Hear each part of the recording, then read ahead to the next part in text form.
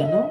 দান করলে পরে এই যে আমাদের মনুষ্য জন্মের অবসানে আমরা যে পরলোক গমন করব, সেই সময়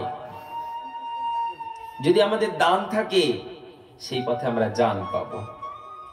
উত্তপ্ত বালিময় পথ, দাবানলের মতন বায়ু বইছে,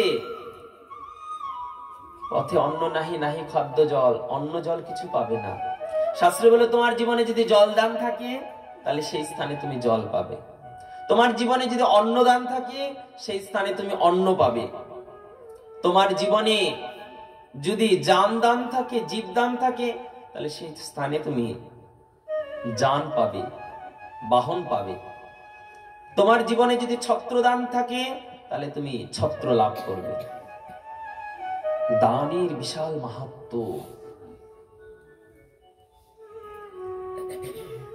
পিতাকে বললেন, পিতা দান করতে হয়, দান না করলে পরে এই জগতে জীবের কোনো সদ্গতি হতে পারে না। দান করতে হয়, তাই এই জগৎ থেকে নিত্য নিত্য শিক্ষা লাভ করবে, জ্ঞান লাভ করবে, আর কি করবে? দান কার্য চালিয়ে যাবে সবাই। গুরুচরণ আশ্রয় করিবে।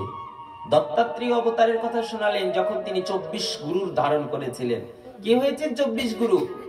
ধরিত্রী, আকাশ, গগন, নদী, পর্বত, পিঙ্গলা, ভ্রমর, অজগর, সবার থেকে তিনি কি করেছেন? বলেন, সবার মধ্যে যা যা ছিল গুরুতত্ত্ব, সেটাকে নিজে গ্রহণ করেছে। যেটা গুরুতত্ত্ব, যেটা মঙ্গলময়, সেটাকে গ্রহণ করেছে। শাস্ত্রে বলেন, জীবনে অনেক গুরু করা যায়। কিভাবে? যার মধ্যে যেটা সদ্গুণ দেখিবে, সেই গুণটা গ্রহণ করো, সেই মনে করো তোমার জীবনে গুরু। শাস্ত্র বারবার বলেছেন সদ্গুরুর চরণ আশ্রয় করতে। কিন্তু সদ্গুরু কে? গুরু চিনতে জীবের জন্ম শেষ হয়ে যায়, কিন্তু সদ্গুরু খুঁজে পায় না। তো সদ্গুরু কে? শাস্ত্রে বলেন, তিনি সদ্গুরু, যিনি আমাদেরকে নিত্য কৃষ্ণ ভক্তির পথে নিয়ে যাবেন। সদ্গুরুর সব থেকে বড় লক্ষণ, তিনি কৃষ্ণ ভক্তির পথে নিয়ে যাবেন। বসুদেব শুনলেন, ভাবলেন পুত্র উত্তম কাজ করছেন। বসুদেব নিজের আত্মদান করে দিলেন। এবার পিতা চলে গেছেন, বলদেব এসে বলছেন, তাহলে আমাকেও যেতে হয় সময় থাকতে। তিনিও বিদায় নিয়ে চলে গেলেন। ইন্দ্রপ্রস্থের তীরে ময়ূরক নামে মদিরা পান করে তার বংশধরেরা উন্মত্ত হলেন। আর সেই সাগর তীরে হওয়া সেই এরকা নামের ঘাস নিয়ে একে অপরের দিকে ছুটতে শুরু করলেন। এমন চোরাচুরি শুরু করেন, এক এক করে প্রত্যেকে মারা গেল। ভগবানের 56 কোটি যদুবংশ শেষ হয়ে গেল। ভাগবত বললেন, মাত্র 3-4 জনই ছিলেন, বাকি সব শেষ করে দিলেন ভগবান। এই যে কৃষ্ণের পুত্র প্রদ্যুম্ন, প্রদ্যুম্নের পুত্র অনিরুদ্ধ হলো। অনিরুদ্ধের পুত্র হয়েছিলেন বজ্রনাভ। এই বজ্রনাভ ছিলেন যিনি ভগবানের চলে যাওয়ার পরে বৃন্দাবনে গমন করেছিলেন। উদ্ধবের সঙ্গে দেখা হয়েছিল, উদ্ধবকে ভাগবত জ্ঞান দিয়েছিল। এরপরে বৃন্দাবনে থেকে তিনি কিছু ভগবানের বিগ্রহ নির্মাণ করে, বজ্রের প্রতিষ্ঠিত যেগুলো বিগ্রহ নির্মাণ করে বৃন্দাবনে পুজো শুরু করেছিলেন। 56 কোটি যদুবংশ বিনাশ করলেন। ভগবানের যাওয়াতে তার প্রধান 8 জন পাটরানী, তারাও চলে গেলেন স্বলোকে। কিন্তু বাকি পাটরানীরা গেলেন কোথায়? বৃন্দাবনে গেলেন তারা। কিন্তু বৃন্দাবনে গিয়ে কি দেখছে? যমুনা কলকল রবে নৃত্য করে প্রবাহিত হচ্ছে।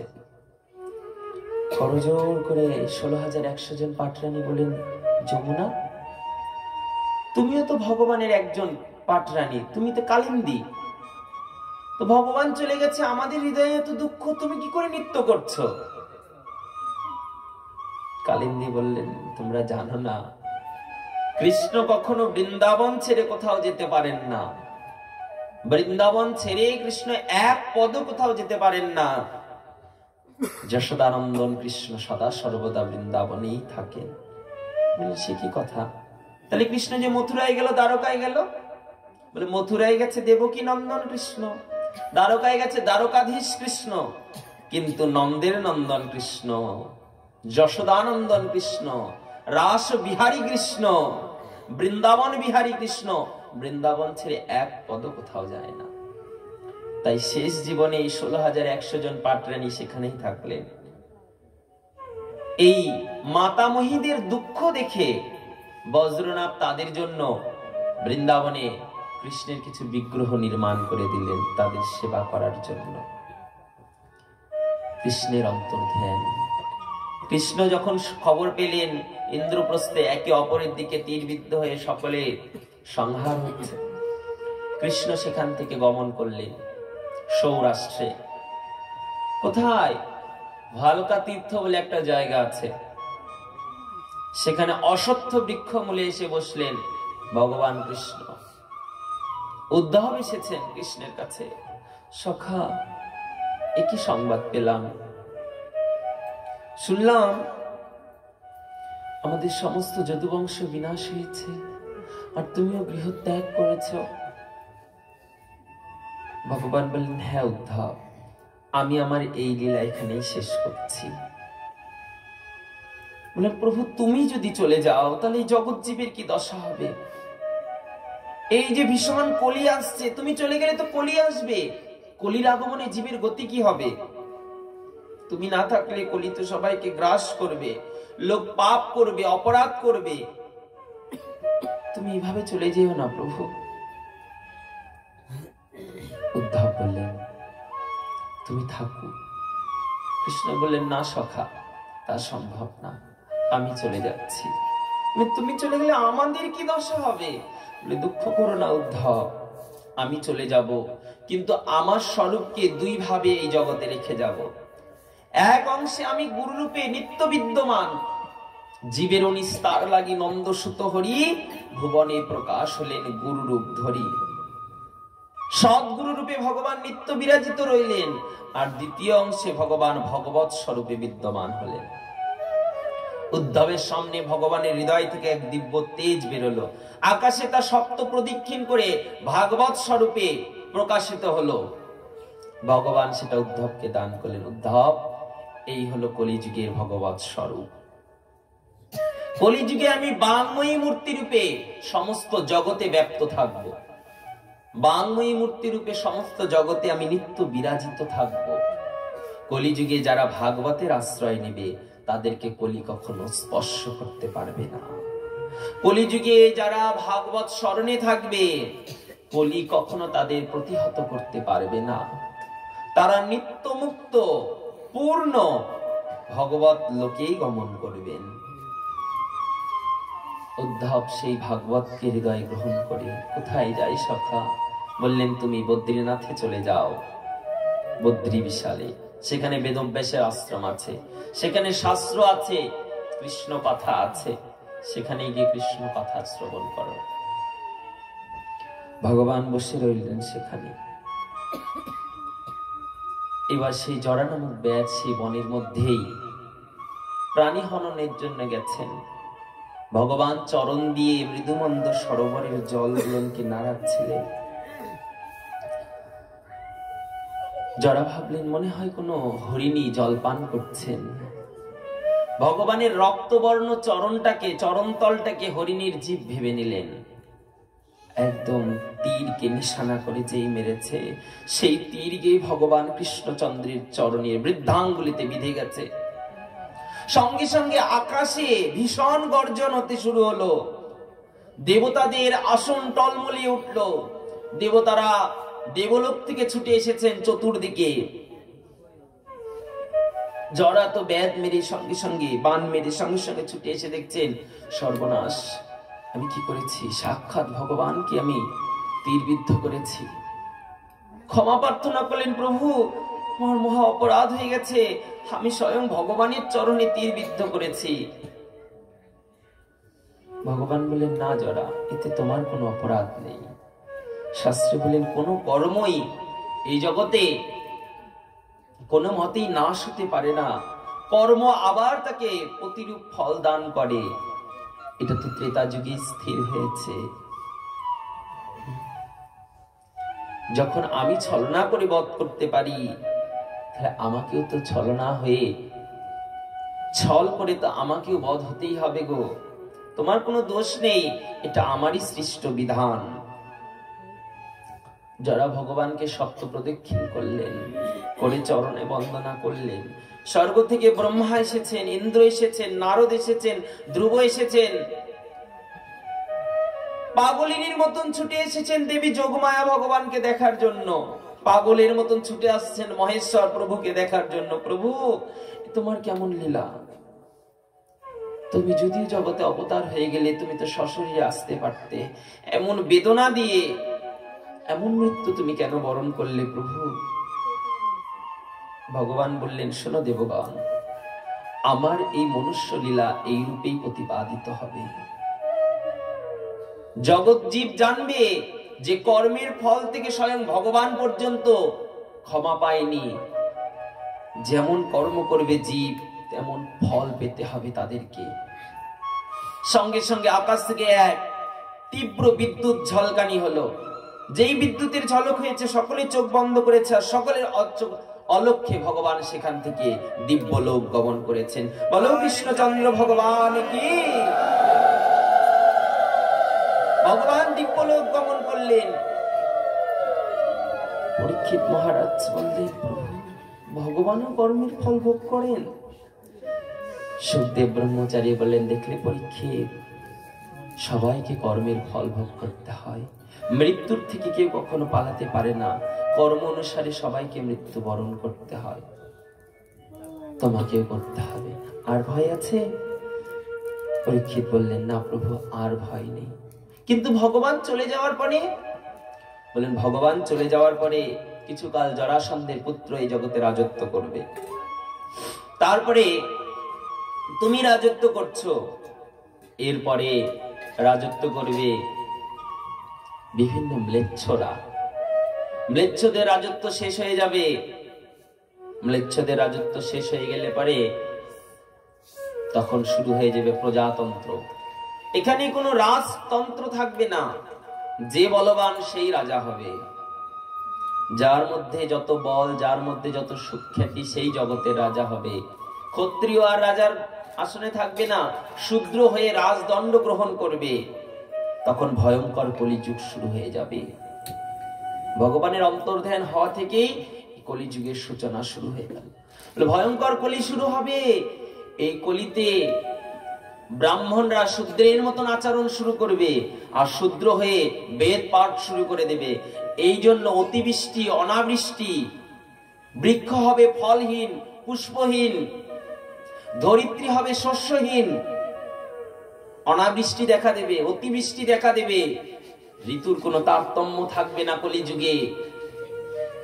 গাছ থাকবে, গাছে ফল থাকবে না, ফুল হবে না। ভূমি থাকবে, ভূমির শস্য ধারণ ক্ষমতা থাকবে না। মানুষ থাকবে, মানুষের মধ্যে সততা থাকবে না, ভ্রাতৃত্ব থাকবে না, সম্বন্ধ সূচক থাকবে না। সকলে পশুর মতন শুধু জীবন ধারণ করার জন্য ছুটবে। পরীক্ষিত, এটাই হবে জীবের দশা কলিতে। ভয়ঙ্কর কলি হবে। ধর্ম হবে মিথ্যা, কর্ম হবে অসৎ পথ অবলম্বন, লোক ঠকানো, জীবিকা হইবে পরের ক্ষতি করা। এই রূপে জীব কর্ম করবে। আর যখন এইভাবে কর্ম হবে, পরীক্ষিত বললেন, তাহলে কি ভগবান এটা কি মেনে নেবেন? বললেন, না পরীক্ষিত, মানবেন না।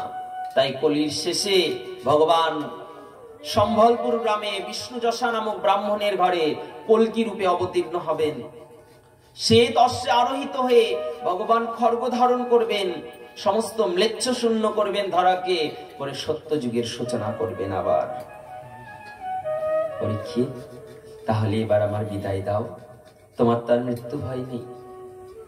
পরীক্ষিতকে বিদায় দিলেন। পরীক্ষিত সভাস্থল ছেড়ে চলে গেলেন। ভাগবতের বিশ্রাম হয়ে গেল। সুত গোস্বামী শ্রবণ করাচ্ছেন ৮৮,০০০ ঋষিদেরকে নৈমিষ অরণ্যে। ঋষিগণ বললেন, আচ্ছা তাহলে পরীক্ষিতের কি হলো? বললেন, যখন সুখদেব ব্রহ্মচারী বিদায় নিয়ে চলে গেলেন, পরীক্ষিতের পুত্র জন্মেঞ্জয় তিনি সুন্দর সৈন্য সামন্ত দিয়ে চতুর্দিকে প্রহরী বসিয়ে দিলেন, যেন তার পিতার কোন রূপ ভাবে ওই তক্ষক এসে বিনাশ করতে না পারে। 7 দিন পূর্ণ হয়েছে, পরীক্ষিতের অন্তরের মৃত্যু হয় নেই, মৃত্যুকে তিনি আনন্দে গ্রহণ করতে পারেন। কেন? তার অন্তরে এখন শুধু ভগবত লীলা চলছে। 7 দিন ধরে ভাগবত কথা শুনেছেন, হৃদয়ে শুধু ভাগবত বিহার করছেন ভগবান। 7 দিনে শোনা লীলাগুলো শুধু হৃদয়ের মধ্যে ভাসছে। তখন মরলে কোথায় যাবে? ভাগবত লোকে যাবে। যেই লীলা স্মরণ হচ্ছে সেই লীলাই চলে যাবে। কিন্তু তার পুত্র জন্মেঞ্জয় তার জন্য কড়া ব্যবস্থা করলো, যেন কিছুতেই তক্ষক না আসতে পারে। তক্ষক ব্রাহ্মণের রূপ ধারণ করে আসছেন তাকে হত্যা করার জন্য। পথে আর একজন ব্রাহ্মণের সঙ্গে তার দেখা হলো, তার নাম কশ্যপ নামে এক ব্রাহ্মণ। ব্রাহ্মণে দেখা। তক্ষক রূপী ব্রাহ্মণ বলছেন, তুমি কোথায় যাচ্ছ এই পথে? বলেন, আমি যাচ্ছি পরীক্ষিতের সেই যজ্ঞশালায়। কেন? বললেন, শুনুনি, পরীক্ষিতকে তক্ষক দংশন করবে, তাই আমি পরীক্ষিতকে বাঁচাতে যাচ্ছি। তক্ষক এসে বলছে, তুমি জানো তক্ষকের কতটা বিষ, সে কি করতে পারে? পরীক্ষিত বললেন, কশ্যপ ব্রাহ্মণ বললেন, তুমি আমাকেও জানো না, আমি তাকে বাঁচাতে পারি। সঙ্গে সঙ্গে তক্ষক নামে সর্প পাশে থাকে একটা বৃহৎ বৃক্ষে দংশন করে দিয়েছে। গাছে একজন লোক কাঠ কাটছিলেন, ওই গাছ সমেত এই যে লোকটা কাঠ কাটছিলেন তিনিও পুড়ে ছাই হয়ে গেছেন। বলেন, এবারকে বাঁচায় দেখাও। সঙ্গে সঙ্গে তার কুমণ্ডল থেকে একটু জল নিয়ে যখন মন্ত্রপ্রত করে দিয়েছেন, সঙ্গে সঙ্গে গাছটা শুধু না, যে লোকটা কাঠ কাটছিল, যে পুড়ে ছাই হয়েছিল, সে পর্যন্ত জীবিত হয়ে গেল। তক্ষক ভাবলেন এর মধ্যে অনেক ক্ষমতা আছে। তক্ষক পরিচয় দিলেন, আমি তক্ষক, আমি যাচ্ছি পরীক্ষিতের প্রাণ হরণ করতে। কিন্তু তুমি পরীক্ষিতকে কেন বাঁচাতে চাও? তুমি কি জানো না পরীক্ষিত ব্রহ্ম অভিশাপ পেয়েছে? তাহলে যে ব্রহ্ম অভিশাপ মিথ্যা হয়ে যাবে। সব বললেন, তা আমি জানি না, আমি দরিদ্র ব্রাহ্মণ, আমার ধনের দরকার। আমি যদি রাজাকে বাঁচাতে পারি তাহলে আমি অনেক ধন রত্ন পাবো। তক্ষক বললেন, আমি তোমাকে ধন রত্ন দান করছি, তুমি এখান থেকে ফেরত যাও। সেই ব্রাহ্মণ সেখান থেকে ফেরত গেলেন। তক্ষক ব্রাহ্মণ বেশে যজ্ঞশালে প্রবেশ করলেন। পরীক্ষিতের কাছে কর্ণে কিছু একটা বলার জন্য গিয়ে সঙ্গে সঙ্গে পরীক্ষিতকে দংশন করলেন। পরীক্ষিতের সেখানে উদ্ধার হয়ে গেল। বৈকুণ্ঠ লোক থেকে দিব্য পুষ্পের বিমান পাঠিয়েছেন ভগবান। সেই বিমানে চড়ে পরীক্ষিত যাচ্ছেন ভগবত লোকে। দেবতারা বললেন, পরীক্ষিত তো ব্রহ্ম অভিশাপ পেয়েছিল, পাপী, কোন সৎকর্ম করেনি জীবনে, তাহলে এ কি করে ভগবত লোক যাচ্ছে? ভগবান বললেন, কিচ্ছু না, এর একটাই গুণ, শ্রবণম।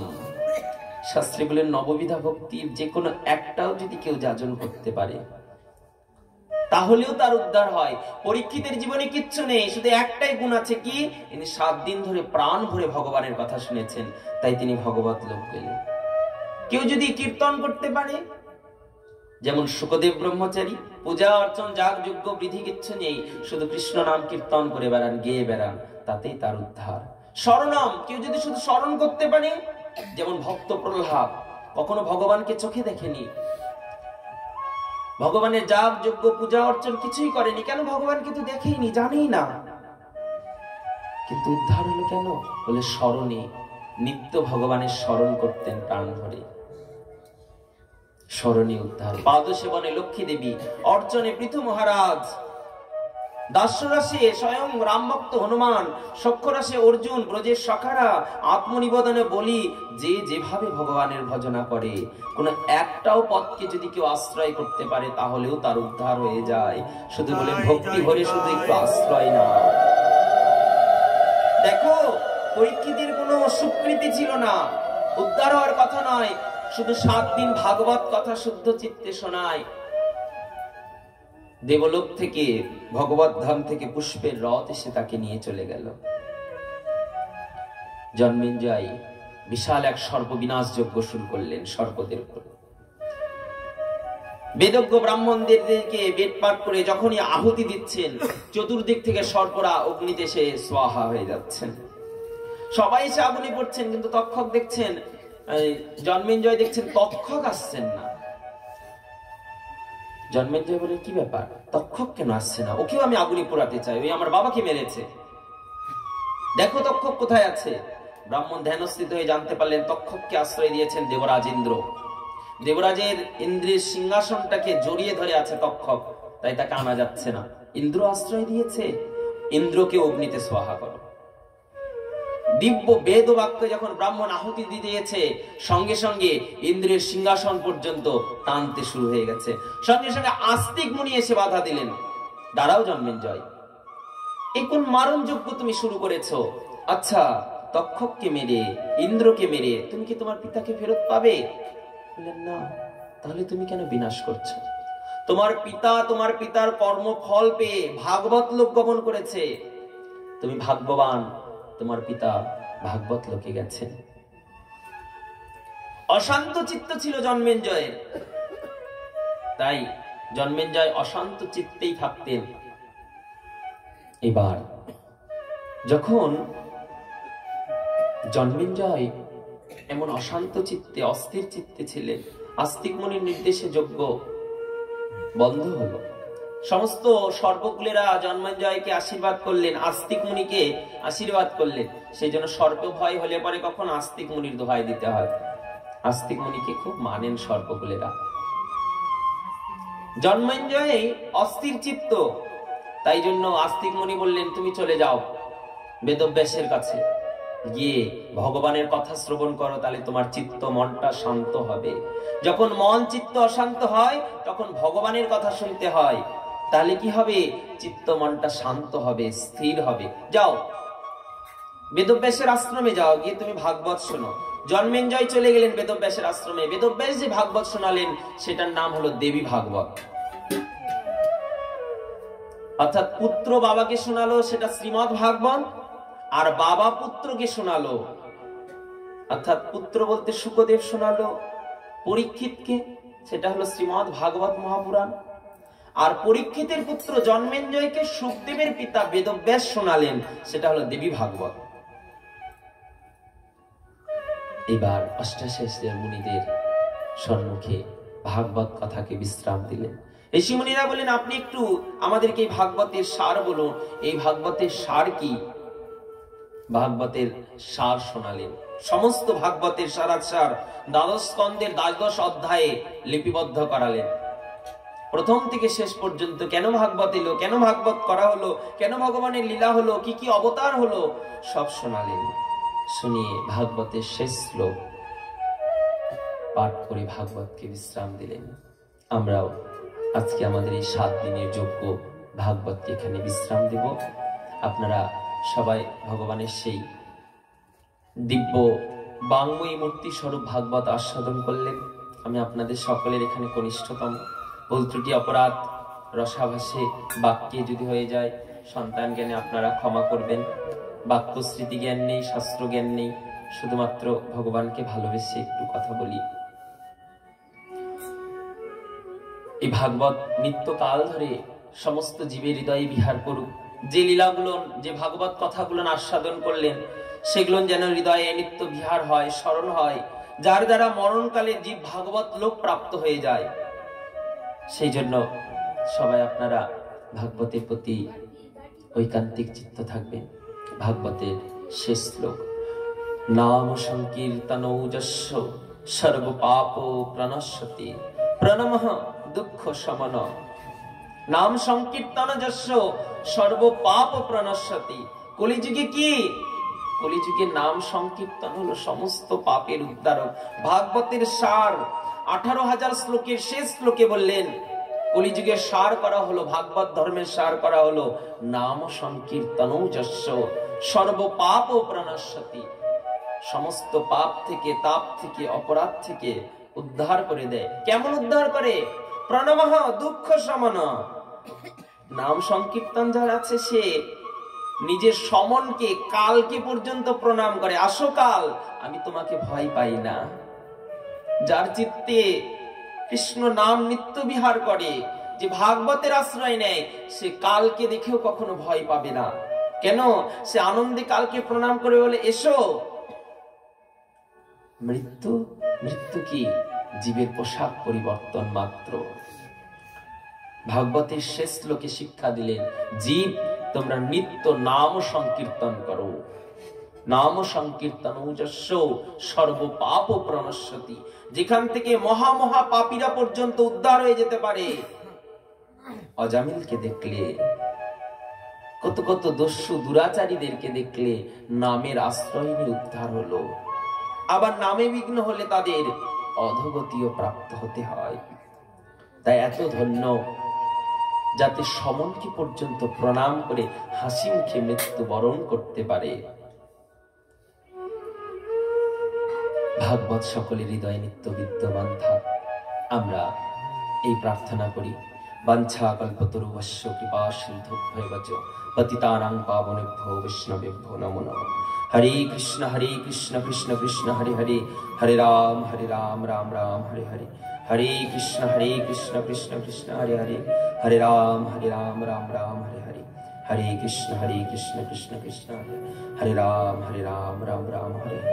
শ্রী গুরু প্রেমানন্দে হরি হরি বল।